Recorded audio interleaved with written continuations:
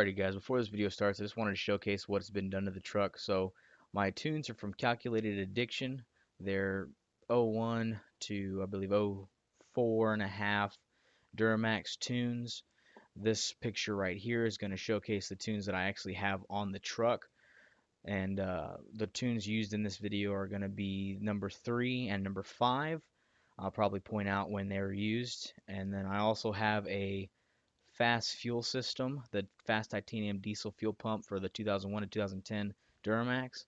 I also have the Fass diesel fuel no drop sump kit, and then I also have a PPE Boost increase valve for my turbo. And if you're wanting links to these parts or the tunes, I'll put those down in the description so you can go ahead and go check those out.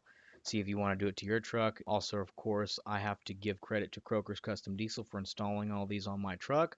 He did really great work for a really good price. So if you're within the Central Texas area, go ahead and check them out. They're pretty good.